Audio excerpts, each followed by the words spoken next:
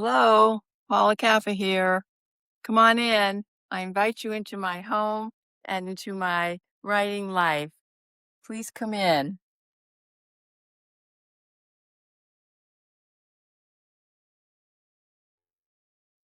I'm Paula Cappa, author of Dragon Sky, A Supernatural Tale of Magic and Romance, and new to be released on June 5th, Wolf Magic, Secret Mysteries of Dragon Sky. It's a companion novel to Dragon Sky.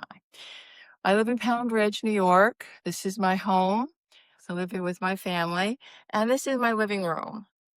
It's really my reading space. This is where I come every night and sit down and read. And you can see I am a voracious reader. I read sometimes 3 or 4 books simultaneously at a time. Some of these books are to be read, some of them have been read.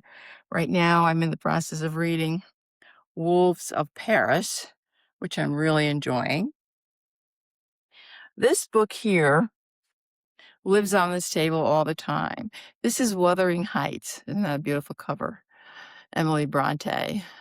Sometimes I just come in here and just open up to a random page. And it has all kinds of wonderful illustrations. These are wood engravings. This is a 1943 edition. This is a wood engraving on the cover. This is a gift book from a friend of mine named Cynthia. But I have read this book probably 3 or 4 times over the years, and it continues to inspire me. I read nonfiction as well. I write Gothic thrillers. I write supernatural mysteries and short stories and novels. So this is my little reading cave that is a special place for me. And I'm going to invite you into my kitchen. Take a few steps and to the right. Like any other home, the kitchen is the heart of the house. And this is where I have my breakfast every morning, a pot of tea. And my morning reading is poetry and journal stories. I'm a fan of May Sarden. May Sarden's a poet, a novelist. She writes journals, many journals, and her most famous is Journal of a Solitude. And I read John O'Donohue. He's a Celtic philosopher. Wonderful thoughts from John O'Donohue. But most of my time is spent reading poetry, and I'm a big fan of daily readers. And this is a daily reader by Rainer Maria Rilke. He was really a special person for me for a long time. I'm going to read you April 25th, because that's today's date, the last paragraph of this poem. It was as though a girl came forth. Where is her death? Will you discover the answer before your song is spent? If I forget her, will she disappear? It's thoughts like that that really motivate me to write because they go so deep. I also have been reading William Butler Yeats, a big influence for the story Wolf Magic. You will find his poetry in that story. So this is my tea time in the morning with my poets. And as you can see, the views out here in Pound Ridge are really pretty. I have a lot of birds, deer, foxes, squirrels. So nature plays a really important part of my daily life, not only as just a person, but as a writer. So I'm going to invite you now into my literary studio. Wolf Magic by Paula Cappa. For when you want a supernatural romance, but you also want to feel vaguely threatened. For readers of Deborah Harkness and Anne Rice, Wolf Magic is a tale of ancestral magic and love tested in the shadows of the otherworld. Wolf Magic by Paula Cappa. No wolves were harmed in the making of this ad. This is where I spend 10 hours a day writing, researching. On the walls, you'll find my storyboards. And there's quite a few of them now. I used to keep them right next to my desk, but now I have so many because of the 2 novels, Dragon Sky and Wolf Magic. I have so many images that really stimulate me to write.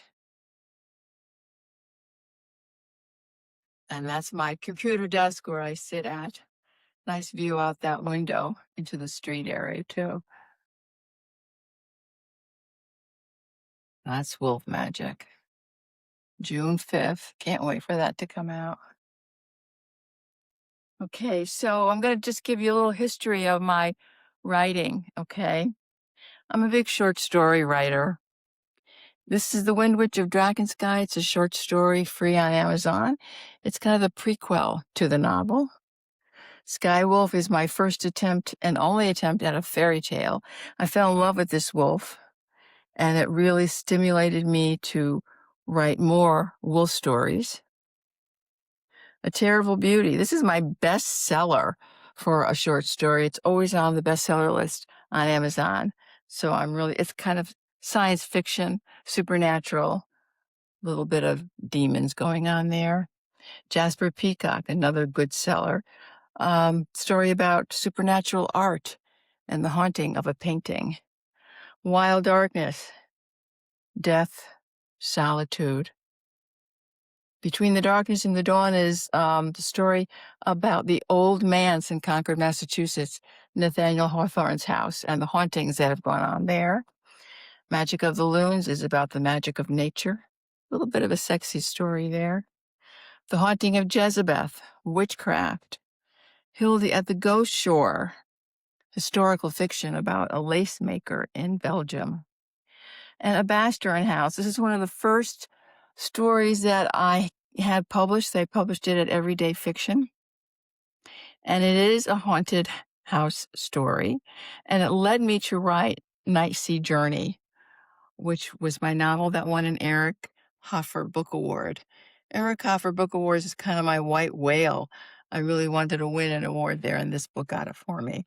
The Dazzling Darkness is about a child who goes missing in a haunted cemetery in Concord, Massachusetts. Greylock. This is my all-time best-selling novel. It continues to sell well. It was a finalist on Best Book Awards. It's a story about a music phantom. And then Drakensky, a supernatural tale of magic and romance about a haunted windmill, haunted nature, and wolves. So I want to say thank you for joining me today and stopping by for this visit. As a writer, all writers build their readership one reader at a time, and that's what I'm doing. So I look forward to meeting with you again, and I'm going to do another video on my storyboards, so please stay tuned. Thank you again.